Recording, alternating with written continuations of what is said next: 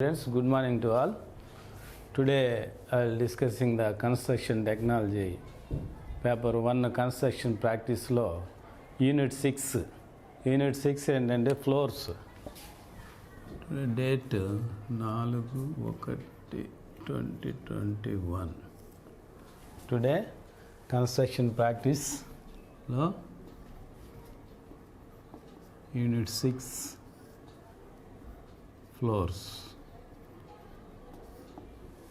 Floors గురించి మనం discuss చేయాలి. ఇంతకుముందు మిగతా అన్నీ చెప్పుకున్నాం. Foundations, masonry, stone masonry, brick masonry and lintels, doors and windows, that means openings and sun shades etcetera. Next floors సీక్వెన్స్లో ఏం రావాలి జనరల్గా అంటే లింటల్స్ వాడి తర్వాత రూఫ్స్ రావాలి, స్టేర్ కేసెస్ రావాలి. యాక్చువల్గా మనకి ఫ్లోర్స్ ముందుగానే పెట్టారు. దీన్ని మామూలుగా నేర్చుకుంటాం. ఇందులో తెలుసుకోవాల్సినవి మనం ఫస్ట్ ఇంట్రడక్షన్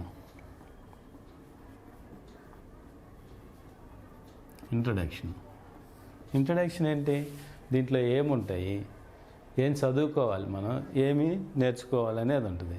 ఇందులో మనం ఫ్లోర్స్ని సెలెక్ట్ చేసుకునే ముందు దాని ప్రిపరేషను, దాని యూజెస్, దానికి కావాల్సిన మెటీరియల్స్ ఎక్సెట్రా.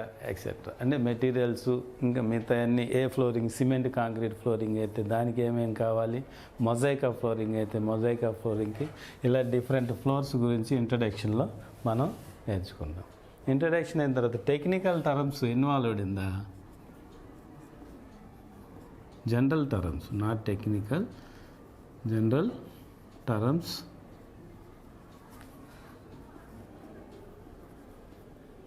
ఇన్వాల్వ్డ్ ఇన్ ఫ్లోర్స్లో జనరల్ టర్మ్స్ ఇన్వాల్వ్ అవుతూ ఉంటాయి. అవి ఏమిటి అనేది మనం తెలుసుకోవాలి. జనరల్గా ఏమొస్తాయి, floor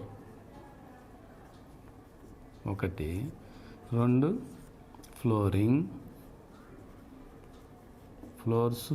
floorings.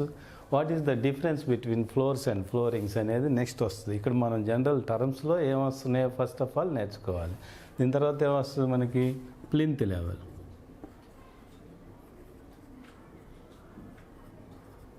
Next 4th one is sand filling,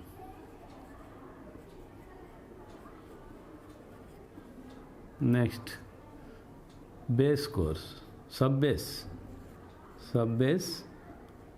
course, COURSC course and CORSC కాదు. నెక్స్ట్ బేస్ కోర్స్,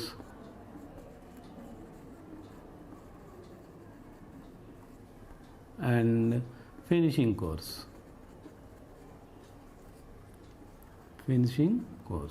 ఇవి మన general terms involved in the ఫ్లోర్స్లో వచ్చేటువంటి సాధారణంగా వచ్చేటువంటి టర్మ్స్. ఇవన్నీ తెలిస్తే మనకి ఆ ఫ్లోరింగ్ గురించి పర్టికులర్స్, ఎంత ప్రపోర్షన్స్లో ఏం వేసుకోవాలి అనే దాని గురించి మనం చెప్పుకుంటూ పోతాం. ఇది తెలియకుండా మనం ఏమీ చేయలేము. ఫ్లోరింగ్ వేసేప్పుడే అసలు ఏమేమి ఉంటాయో కూడా సబ్జెక్ట్ తెలియకుండా మనం వేసుకుంటూ పోతే ఏమని వేస్తాం, మామూలుగా జనరల్గా వేస్తాం. అది సింక్ అయిపోయి కుంగిపోయి పోతూ ఉంటుంది, డిజాల్వ్ అయిపోతూ ఉంటుంది. అలా కాకుండా 1 by 1 స్టెప్ బై స్టెప్ వేసుకుని వెళ్తేనే మీకు అన్నీ కరెక్ట్గా వచ్చేదానికి ఆస్కారం. ఈ సీక్వెన్స్లో మనం వేసుకెళ్ళాలి.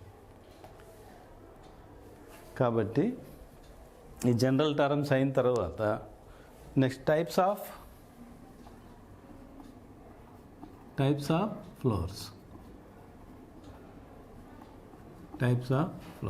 ఫ్లోర్స్ నందలి రకాలు. ఇందులో చాలా రకాలు ఉన్నాయి టైప్స్ ఆఫ్ ఫ్లోర్స్లో మనకి. కానీ మనం ఇక్కడ జనరల్గా ప్రజెంట్ మనకి ఎగ్జిస్టెన్స్ అంటే వాడుకలో ఉండేటువంటి వాటి గురించే మనం తెలుసుకుంటాం. అది నెక్స్ట్ ఇవన్నీ అయిన తర్వాత చూద్దాం. Next materials required for the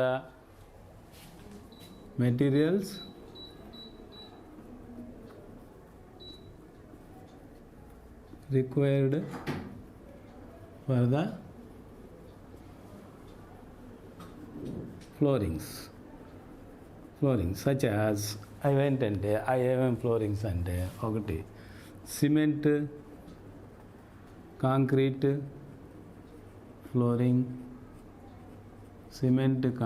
flooring, రెండు mosaic flooring,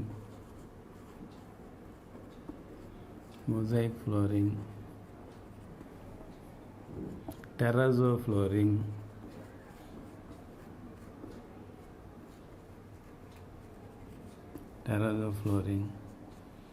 marble flooring,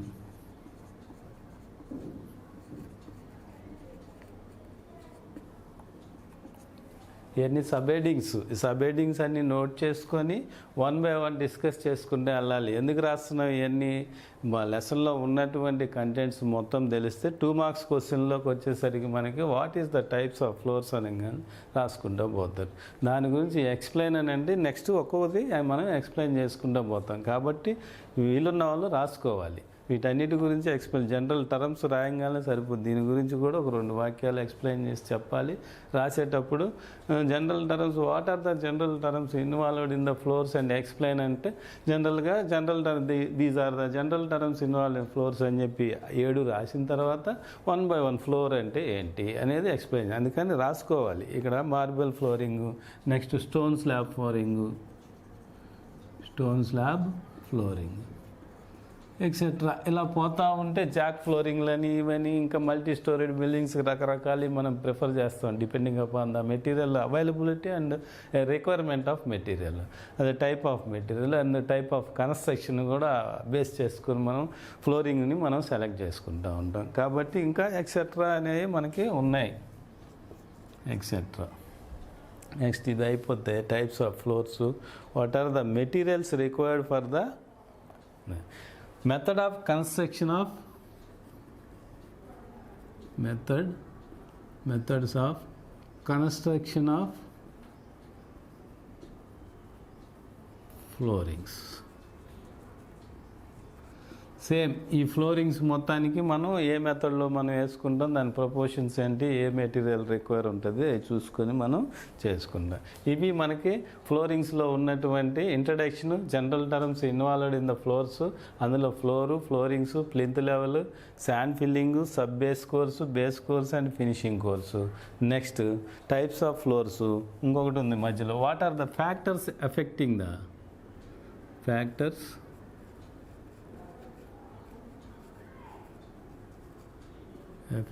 the choice of flooring material. Choice of flooring material.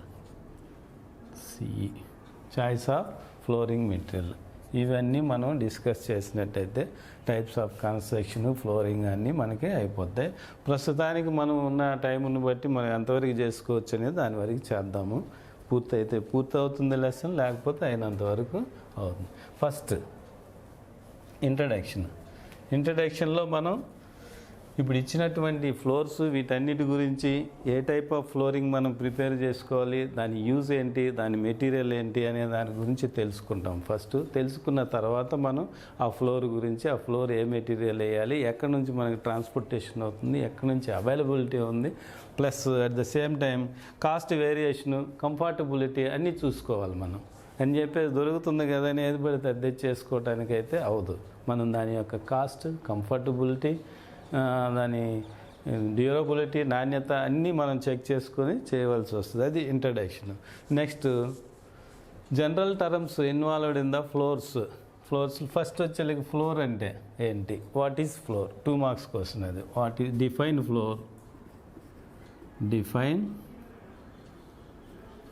Floors and floorings. Floors అనగానేమి, ఫ్లోరింగ్స్ అనగానేమి అంటారు తెలుగు మీడియం వాళ్ళకి. ఇక్కడ ఏమంటారు దీన్ని, డిఫైన్ ఫ్లోర్ అండ్ ఫ్లోరింగ్స్ అంటే ఏమన్నా ఐడియా ఉంటే చెప్పొచ్చు. ఇంతవరకు విన్నారు కాబట్టి జనరల్ కన్స్ట్రక్షన్లో మనం వేసుకున్నటువంటి బిల్డింగు బొమ్మ కూడా చూపిస్తాను ఒకసారి.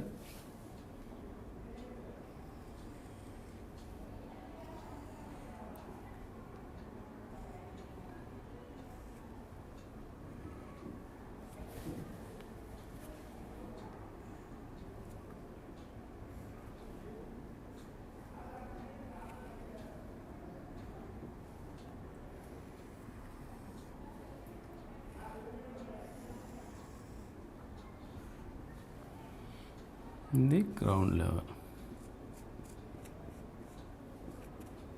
గ్రౌండ్ లెవెల్, ఇది concrete bed,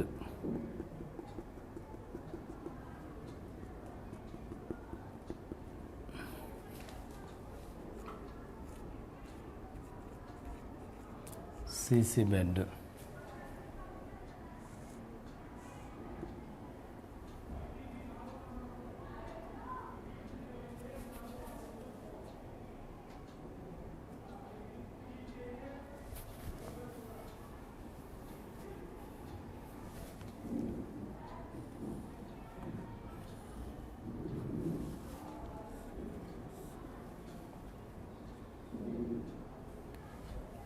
first footing,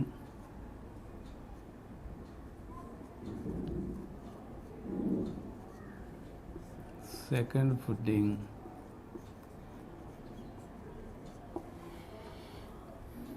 plinth level trial.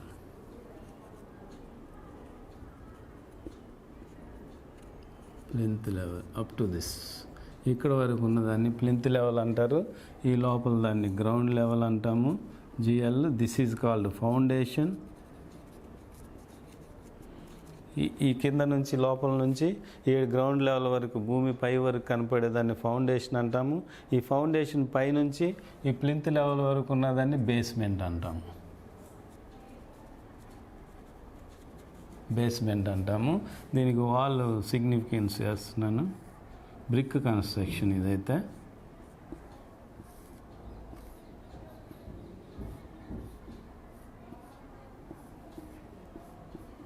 ఇది సూపర్ స్ట్రక్చర్. ఇక్కడ వచ్చేసరికి మనకి ఓపెనింగ్ వస్తుంది, డోరు ఇలా పైకి వెళ్ళే కొద్ది మనకి అన్ని ఇక్కడ సన్షేడ్ లింటల్ వస్తుంది. ఇది అబోవ్ ద పార్ట్. దీనిపైన పారాపెట్ వాల్, పెట్టుగోడ అంటాం.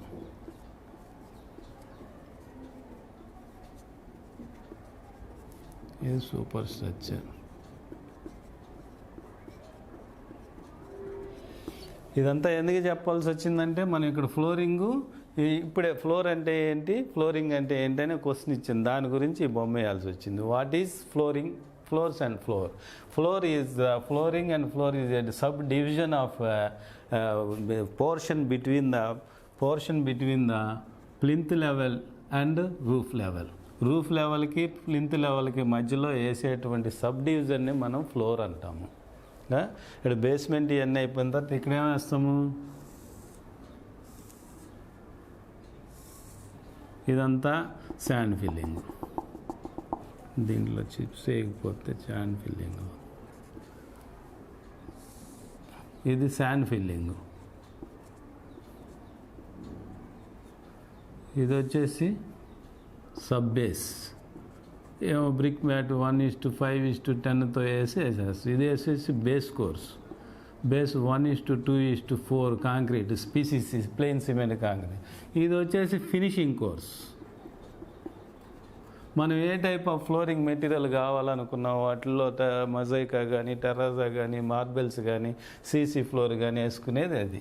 అందుకని మీకు ఈ బొమ్మ ఇవ్వాల్సి వచ్చింది. వీటిల్లో మనం చేసుకుంటూ పోతే ఫ్లోర్ అంటే ఏంది ఇక్కడ ఉండేది, ఫ్లోరింగ్ అంటే దానిపైన ఉండే ఎక్స్పోజ్డ్ టాప్ సర్ఫేస్. ఇందులో వచ్చిన టెక్నికల్ టర్మ్స్లో plinth level, sand filling, sub base, base course and finishing course అనేవి మనకి తెలుస్తాయి ఎక్కడ వేస్తాము అనేది మీకు అర్థం. అలాగే ఇప్పుడు the sub division of portion between roof level, this is roof అనుకుందాం, slab, RCC slab, reinforced cement concrete స్లాబ్కి ప్లింత్ లెవెల్కి సబ్ డివిజన్ చేసేదాన్నే మనం ఫ్లోర్ అంటాము. దానిపైన ఉండేటువంటి ఎక్స్పోజ్డ్ టాప్ సర్ఫేస్ని ఫ్లోరింగ్ అంటాము. ఆ ఎక్స్పోజ్డ్ టాప్ సర్ఫేస్లో మనం ఈ ఐటమ్స్లో ఏదో ఒకటి వేసుకుంటాం. ఫ్లోరింగ్ వేసిన తర్వాత బ్రిక్ బ్యాట్లు, సిమెంట్లు వేసిన తర్వాత మనం పైన ఫ్లోరింగ్ మెటీరియల్ మనకు అవైలబిలిటీ బట్టి, మన కాస్ట్ని బట్టి, ట్రాన్స్పోర్టేషన్ ఎట్లా ఉంటుంది, దాని కంఫర్ట్నెస్, వీటన్నిటిని చెక్ చేసుకొని మన ఏరియాలో మనకి ఏ టైపు మనకి అవైలబిలిటీ ఉంది, జనరల్గా వేసేది కానీ జనాలు మనం ఏదో కొత్తగా వేసి రేపు పోగొట్టుకోవటమే కాకుండా ఒక్కొక్క ఏరియాని బట్టి కంఫర్ట్నెస్ అనేది ఉంటుంది. దాన్ని బట్టి అక్కడ మనం సెలెక్ట్ చేసుకొని వేసుకున్నాం. కాబట్టి ఈ ఫిగర్ వచ్చినట్టయితే మీకు ఫ్లోరింగ్లో పార్ట్స్ అన్నీ ఆల్మోస్ట్ ఆల్ అర్థం అవటానికి చాలా ఈజీగా ఉంటుంది. కాబట్టి ఇది కూడా ఒకసారి చూసుకోవడం వేయటం కూడా మంచిది. ప్లస్ స్టార్టింగ్లోనే మనం ఈ ఫిగర్ వేయించాం మీ చేత. ఫస్ట్ ఇంట్రడక్షన్లో, కన్స్ట్రక్షన్ ప్రాక్టీస్ ఇంట్రడక్షన్లో స్టార్టింగ్ ఈ బొమ్మ వేసిన తర్వాతే చాప్టర్స్ కూడా ఇక్కడ నుంచే మొదలవుతాయి అన్నాం. ఫౌండేషను, తర్వాత masonry work, openings, lintel sun shades, floorings, అట్లా ఒకదానికొకటి దీన్ని బట్టి పోతూ ఉంటాయి మనకి. సర్ఫేస్ ఫినిషింగ్ కోర్సెస్ అని చెప్పి బిల్డింగ్ యొక్క ఫినిషింగ్ కోర్సెస్ ఏముంటాయి? పెయింటింగ్ వేయటం. పెయింటింగ్లో జనరల్గా వైట్ వాష్ చేసుకుంటారు, అంతటితో వదిలేస్తారు. కాకుండా వాల్ కేర్ అని చెప్పి పెట్టి ఏదో గందరగోళం నీట్గా చేసింది ఎత్తున నున్నగా స్మూత్గా ఉండేదానికి అది మన మెటీరియల్ రిక్వైర్మెంట్ని బట్టి, మన దగ్గర టైప్ ఆఫ్ బిల్డింగ్ని బట్టి, కాస్ట్ ఆఫ్ బిల్డింగ్ని బట్టి మనం ఫాలో అవ్వాలి. కాస్ట్ ఏదో సింపుల్గా పెట్టేట కాలేజీ వాటికి మొక్కు పెట్టి పెడతాం అనేది కాస్ట్ అనవసరం. అదే రెసిడెన్షియల్ హౌసెస్ లేకపోతే ఏదో ఒక క్యాంప్ ఆఫీస్ అంటే సీఎం క్యాంప్ ఆఫీస్, ఇటువంటి వాటికి మనం ఫుల్ ఫ్లెడ్జ్డ్గా చేయాల్సి వస్తుంది. ఏసీ బయటికి వెళ్లకుండా ఉండడానికి కంపల్సరీగా వాల్ కేర్ అనేది కంపల్సరీగా మనం పెట్టాల్సి వస్తుంది. కాబట్టి అది అయితే ఇక్కడ ఫ్లోర్స్ అర్థమైందా? Sub division between portion of plinth level and roof లెవెల్లో మనం సబ్ డివిజన్ చేసేదాన్ని ఫ్లోరింగ్ అంటాం. దానిపై నుండి ఎక్స్పోజ్డ్ టాప్ సర్ఫేస్ని ఫ్లోరింగ్ అంటాం, డివిజన్ని ఫ్లోర్ అంటాము. అదే మల్టీ స్టోరీడ్ బిల్డింగ్స్కి అయితే డిఫరెంట్ ఫ్లోర్స్ ఉంటాయన్నమాట. మల్టీ స్టోరీడ్ అంటే లైక్ అపార్ట్మెంట్స్, డిఫరెంట్ స్టేజెస్ ఉంటాయి మనకి. ఆ స్టేజెస్లో ఏ మెటీరియల్ వేయాలి ఏదనేది ఆ ఓనర్ ఇష్టం. అక్కడ కన్స్ట్రక్షన్ ఎందుకు అని అంటే పైకి పోయే కొంత లోడ్ ఎక్కువ అవుతుంది, దాని మీద బరువు ఎక్కువ అవ్వకుండా టైల్స్ వేసుకుంటారు, అట్లా ఫ్లోరింగ్ మెటీరియల్ని మార్చుకుంటా పోతూ ఉంటారు. కాబట్టి మనం a type of select multi storey depending upon the material requirement. అక్కడ మెటీరియల్ మనకి ఏదైతే కనపడుతుందో దాన్ని బట్టి మనం ఫ్లోరింగ్ని డిసైడ్ చేసుకుంటాం. తర్వాత ప్లింత్ లెవెల్ అంటే ఏంటి? మనకి గ్రౌండ్ లెవెల్ నుంచి బేస్మెంట్కి ఉన్నటువంటి హైట్ని ప్లింత్ లెవెల్ అంటాము. ఈ ప్లింత్ లెవెల్ని 3 feet ఆర్ 4 feet మనం వచ్చే గ్రౌండ్ లెవెల్ని బట్టి మనకున్న లొకాలిటీలో ఏరియాని బట్టి మనం ప్లింత్ అనేది ప్రొవైడ్ చేసుకుంటాం. దాన్ని కన్స్ట్రక్షన్ అనేది బ్రిక్ మ్యాషనరీ ఆర్ స్టోన్ మ్యాషనరీతో construction. Next sand filling in between these plinth లెవెల్లో ఏకదాటిగా ఫ్లోరింగ్ చేయాలంటే ఫస్ట్ శాండ్ ఫిల్లింగ్ చేయాలి 3 feetలో. దానిపైన సబ్ బేస్ కోర్స్ చేయాలి. సబ్ బేస్ కోర్స్ అంటే బ్రిక్ బ్యాట్స్ అంటే ముక్కలు, లేదా కాంక్రీట్ 40 mm కాంక్రీటు ఏ నిష్పత్తితో వేసుకుంటాం? సబ్ బేస్ 1:5:10 మీన్స్ ఇక్కడ 1 అంటే సిమెంటు, 5 అంటే శాండ్, 10 అంటే అగ్రిగేట్ అంటే గ్రావెల్. అగ్రిగేట్ అంటే మనకి తెలిసిన టర్ము గ్రావెల్. ఇలా coarse aggregate or fine aggregate. Coarse aggregate అంటే 40 mm చిప్స్, ఫైన్ అగ్రిగేట్ అంటే 12 6 స్లాబ్కి వాడేటువంటిది మనం. ఇది ఫైన్ కోర్స్ అగ్రిగేట్ అంటే జనరల్గా బేస్మెంట్లో సబ్ బేస్కి వాడేది. ఇప్పుడు సబ్ బేస్ అయిన తర్వాత బేస్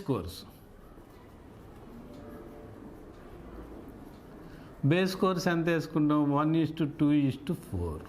ఇది లెవెల్ వస్తుంది మనకి. Slab level M15 are M20 మిక్స్లో వేసుకోవడం, 1.5 feet వేసుకునేది. ఇది 1:2:4 కాబట్టి M15 కిందే మనకి ఉంది. అంటే ఇక్కడ చెప్పినట్టు 1 సిమెంటు, 2 శాండ్, 4 కాంక్రీటు వేసుకొని బేస్ కోర్సు మనం ఆఫ్టర్ శాండ్ ఫిల్లింగ్ తర్వాత సబ్ బేస్ తర్వాత బేస్ కోర్స్ తర్వాత వేసిన తర్వాత ఇప్పుడు ఫైనల్గా సిమెంట్ కాంక్రీట్ లాగిన తర్వాత దానిపైన మనం ఏ ఫ్లోరింగ్ వేసుకోవాలి, ఈ ఫ్లోరింగ్స్లు అనేది డిసైడ్ చేసుకుంటాం. ఏ ఫ్లోరింగ్ వేసుకోవాలి అనేది అంటే మనం బిల్డింగ్ టైప్ని బట్టి, బిల్డింగ్ కాస్ట్ని బట్టి, మన దగ్గర ఉన్న డబ్బుని బట్టి మనం దాని యొక్క ఫ్లోరింగు సెలెక్ట్ చేసుకుంటాము.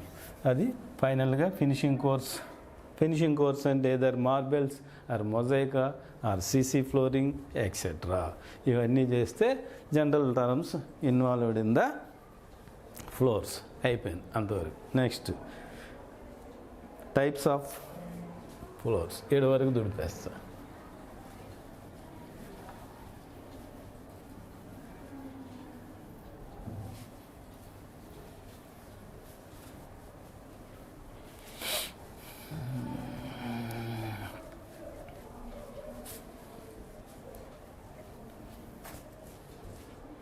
Next types of floors.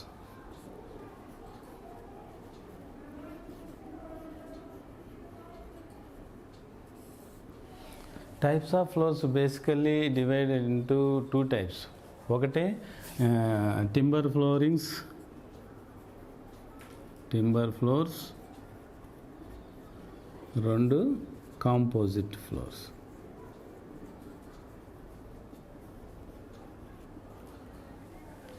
ఈ మిగతా టింబర్ ఫ్లోరింగ్స్ కాస్ట్ ఎక్కువ కాబట్టి ప్రజెంట్ నవేడేస్ నాట్ ఎగ్జిస్టింగ్. అంటే జనరల్గా వాటర్ ఎక్కడో టింబర్ దొరికే దగ్గర ఏదో అవైలబిలిటీ ఉన్నప్పుడు ఏదో ఒక రూమ్ వరకు చేసుకుంటారు. ఇప్పుడు ఇలా మన షీట్ కూడా ఉంది ఈ రూమ్లో కింద. This is also looks like a timber flooring, కానీ ఏంటిది షీట్. ఏం షీట్ అంటే పాలిథిన్ షీట్ టైప్ వేసుకున్నారు. ఇలా చేసుకోవచ్చు. అదే మనం ఇదే ఫ్లోరింగ్ టింబర్ వేడి చేయాలంటే it is very cost. Timber is a most expensive. Availability also తక్కువ అవైలబిలిటీ, కాస్ట్ ఎక్కువ కాబట్టి దీని గురించి మనం వేయలేము. ఎక్కడ వేస్తారు ఇది ఎక్కువగా? హిల్ ఏరియాస్లో టింబర్ బాగా దొరికే దగ్గర టింబర్ ఫ్లోరింగ్లు ప్రిఫర్ చేస్తారు. కాంపోజిట్ ఫ్లోర్స్ అంటే 1 or 2 మెటీరియల్స్ మిక్స్ చేసి వేసేటువంటి దాన్ని కాంపోజిట్ ఫ్లోర్స్ అండి. జనరల్గా మనకి ఇప్పుడు ఎగ్జిస్టింగ్లో ఉన్నది కాంపోజిట్ ఫ్లోర్సే. ఈ కాంపోజిట్ ఫ్లోర్స్ కింద ఈ ఫ్లోర్స్ అన్నీ వస్తాయి. ఏది? Cement concrete flooring, mosaic flooring, terrazzo flooring, marble, stone slab and Kadapa slabs and black stones etcetera ఇవన్నీ కలిపి కాంపోజిట్ ఫ్లోరింగ్ కింద వస్తాయి. కాంపోజిట్ ఫ్లోరింగ్లో మనం 1 or 2 materials, more than 1 material ఎక్కువగా వాడతాం. అంటే సిమెంట్, శాండ్ వాడతాం, లేదా మొజాయికాలో చిప్స్ అవి వాడతాం. టెరాజో కూడా అదే టైప్లో ఉంటుంది కాబట్టి. కానీ ఇప్పుడు మనకు ప్రజెంట్ ఏమంటాం? కాంపోజిట్ ఫ్లోర్స్ మనకి ఎగ్జిస్టెన్స్లో ఉన్నాయి. ఈ కాంపోజిట్ ఫ్లోర్స్ ఎగ్జిస్టెన్స్లో ఉన్నాయి కాబట్టి టింబర్ ఫ్లోర్స్ని మనం నాట్ ఇన్ ఎగ్జిస్టెన్స్ వేసుకోవచ్చు. ఇప్పుడే చెప్పాను ఎక్కడని. టింబర్ అవైలబిలిటీని బట్టి, మనకు దొరికేదాన్ని బట్టి, మన అవైలబిలిటీ కాస్ట్ని బట్టి వేసుకోవచ్చు. కాంపోజిట్ ఫ్లోర్స్ అయితేనే మనం ప్రిఫర్ చేస్తున్నాము. కాంపోజిట్ ఫ్లోర్స్ కింద ఇవన్నీ వస్తాయి. అందుకని బేసిక్గా టైప్స్ ఆఫ్ ఫ్లోర్స్ ఎన్ని రకాలు అని అంటే ఇవి చెప్పాలి. తర్వాత what are the composite floors అని అడిగితే అప్పుడు 2 మార్క్స్కి CC flooring, mosaic flooring, terrazzo flooring, marble, stone slab floorings, black stones and ఇది కడప స్లాబ్స్ అంటే నాపరాలు, ఈ ఫ్లోరింగ్స్ వేసుకొని చెప్పుకుంటాం మనం. తర్వాత ఈ ఫ్లోరింగ్స్ కన్స్ట్రక్షన్ మెథడ్ ఇవన్నీ తర్వాత 1 by 1 డిస్కస్ చేయాలి. ఏ మెటీరియల్ వాడతారు, ఎలా వేసుకోవాలి అనేది తర్వాత డిస్కస్ చేయొచ్చు. ఇప్పుడు ఈ ఫ్లోరింగ్స్ అన్నీ అయినాయి.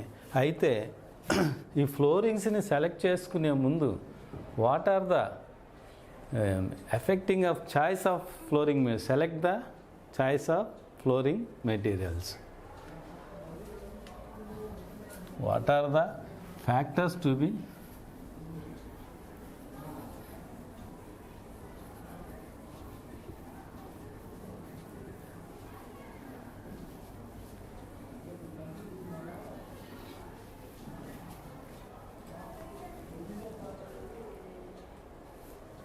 factors affecting the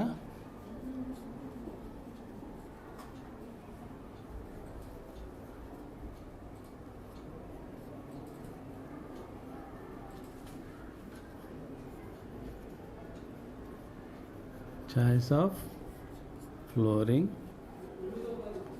materials.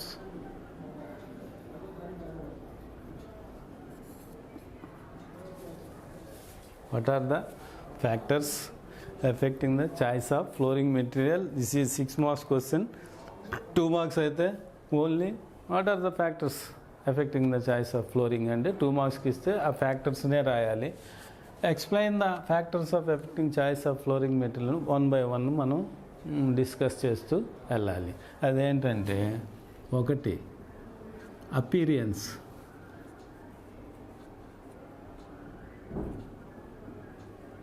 Appearance, 2 comfortability, 3 cleaning, 4 cost, 5 durability,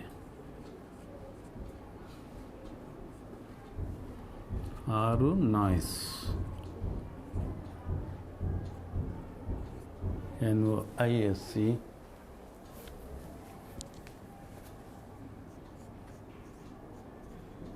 NOISE, 7 స్లిప్పరీనెస్,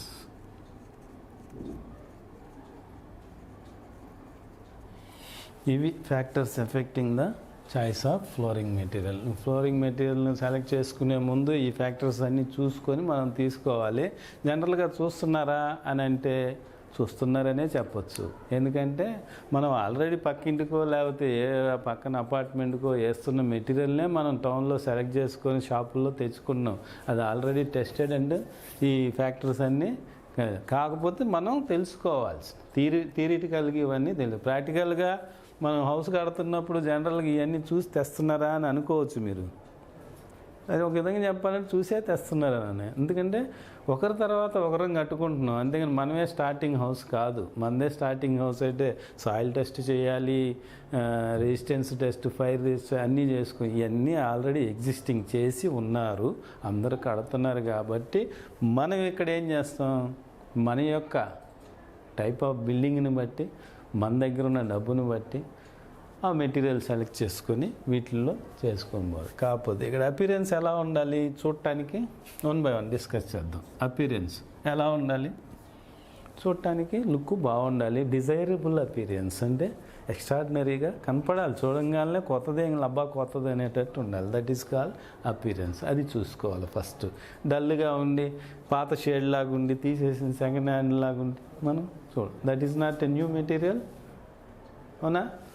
కాబట్టి అపీరెన్స్ ఎలా ఉండాలి మనకి, డిజైరబుల్ అపీరెన్స్. దీనికి తిరిగిలేని వర్డ్ అన్నమాట. డిజైరబుల్ అంటే అంతా హైఫైగా జోష్గా ఉండాలి. మనం కానీ రెడీ అయిపోతుంటే ఒకసారి షూ వేసి కోట్ వేసి టిప్ టాప్గా ఎలా ఉంటాం ఆ టైప్లో కనపడాలి చూడటానికి. కంఫర్టబిలిటీ అంటే దీన్ని వాడేదానికి మనకి కంఫర్ట్గా ఉందా లేదా, మనం ఏమన్నా వస్తువులు పడి ఇరిగిపోవటం కానీ పగిలిపోవటం కానీ, మన ఏరియాలో డంపింగ్ యార్డ్ లేక మనం ఇబ్బంది పడతాం కానీ అటువంటి ఉండకూడదు. నెక్స్ట్ క్లీనింగ్ చేయడానికి కూడా మనకి కంఫర్ట్గా ఉండాలి. క్లీనింగ్ చేసేప్పుడు చేస్తూనే జారి పడిపోయేటువంటి ఉండకూడదు.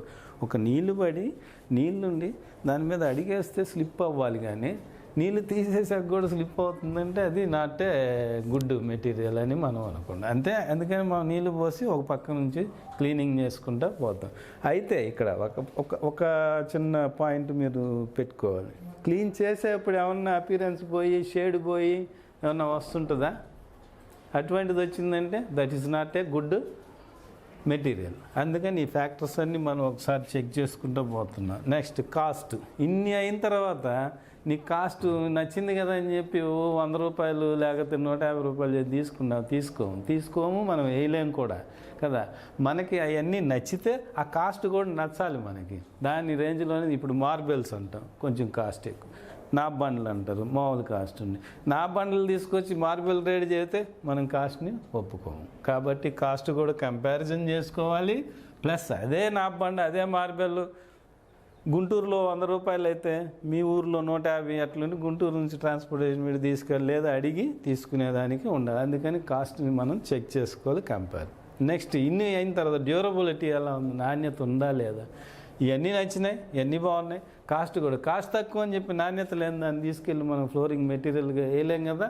అందుకని చెప్పి డ్యూరబిలిటీ కూడా ఒకసారి చెక్ చేసుకోవాలి. నాణ్యత అంటే ఎట్లా, మనం బ్రిక్ని టెస్ట్ చేస్తాం. 1 మీటర్ ఎత్తు నుంచి పడేస్తే పగలకూడదు, నెయిల్ పెట్టి గీగితే చార్లు పడకూడదు, 24 గంటలు బకెట్లో వాటర్ పీల్చకూడదు. దీనికి కూడా అటువంటివే, వాటర్ పీల్చకూడదు.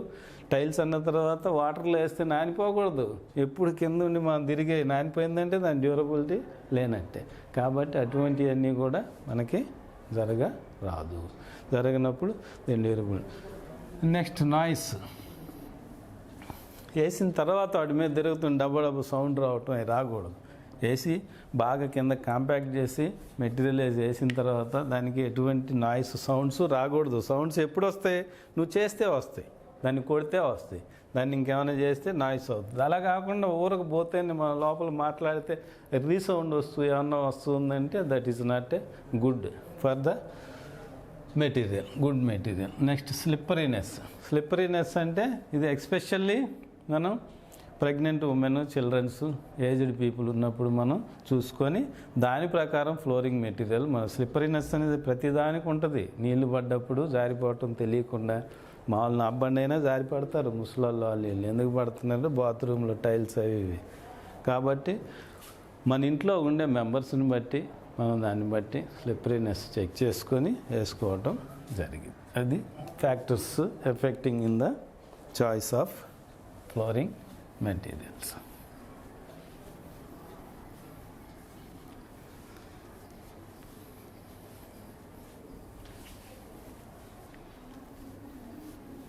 ఓకే.